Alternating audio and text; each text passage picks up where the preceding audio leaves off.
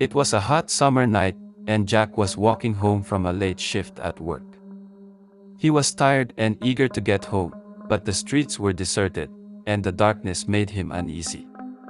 Suddenly, he heard a sound behind him, a rustling in the bushes. He turned around but saw nothing. He shrugged it off as his imagination and continued on his way. A few minutes later, he heard the sound again, and this time, he was sure he saw a shadow moving in the bushes. He quickened his pace, his heart racing with fear. He was almost home when he saw him. The smiling man. He was standing in the middle of the street, his long arms and legs stretched out as if he was waiting for Jack. His toothy grin was unmistakable, even in the darkness. Jack froze in his tracks, unable to move. The smiling man began to approach him, his arms outstretched as if to give Jack a hug. Jack knew he had to run, but his legs wouldn't move. He was trapped, helpless, at the mercy of the smiling man. The smiling man reached out and grabbed Jack's arm, pulling him closer. Jack felt a wave of terror wash over him as the smiling man whispered in his ear. "Come with me, Jack. I have something to show you." Jack tried to resist, but the smiling man's grip was too strong. He was dragged down the street, past his own house, and into the darkness beyond. The smiling man led him to an abandoned building, its windows boarded up and its doors rusted shut. Jack wanted to scream for help, but his voice was silent, trapped in his throat. Inside the building, the smiling man led Jack through a maze of dark corridors and twisting staircases. The air was thick with the smell of decay, and Jack's heart was pounding in his chest.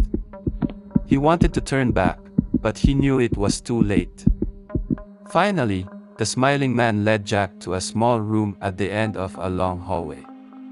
Inside the room was a single chair and a table with a small, glowing object sitting on top.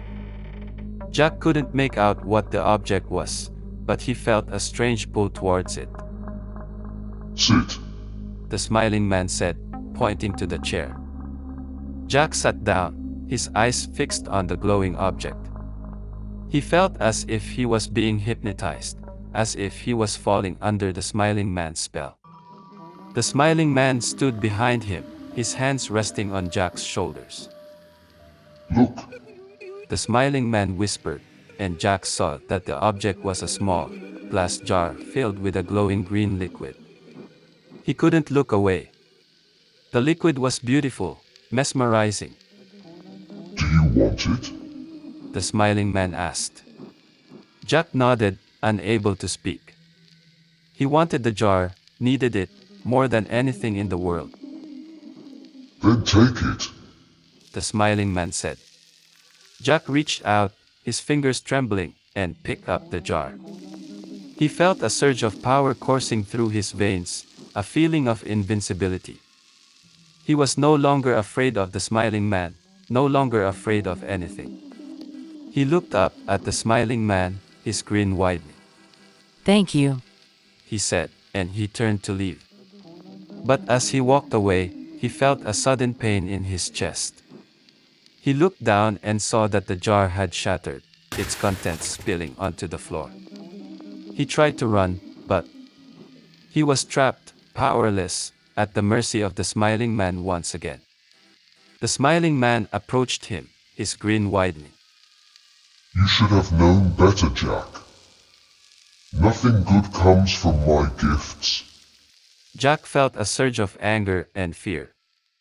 He tried to fight back, but the smiling man was too strong. He was dragged back to the small room, where the smiling man locked him in. Days turned into weeks, and weeks turned into months. Jack was trapped in the small room, alone with his thoughts and the darkness. He tried to escape, tried to break the lock on the door, but it was no use. He was a prisoner, a victim of the smiling man's lure. Finally, after what felt like an eternity, the smiling man returned. He unlocked the door and led Jack out of the room. Jack was weak, barely able to stand. He looked up at the smiling man, his eyes filled with anger and hatred. Why did you do this to me? He asked. The smiling man shrugged. I do it because I can, Jack. It's what I do. Jack wanted to fight back, to hurt the smiling man as he had hurt him, but he knew it was no use. The smiling man was too powerful, too unpredictable. And so, Jack was forced to live out the rest of his days in the smiling man's grasp, a prisoner of the darkness and the lure of the unknown. The smiling man, with grin so wide, walks the streets at eventide. His eyes are bright, his face is bright, but darkness follows in his light. Beware his gifts, so tempting, sweet, for in his grasp, there is no retreat. He'll lead you down a twisted path, and leave you lost in his cruel wrath. His laughter echoes through the night, a sound that chills and fills with fright. His steps are soft, his touch so cold, a creature ancient, dark and old. So if you see the smiling man, run as fast as you can, for once he's got you in his sight, you'll be trapped in eternal night.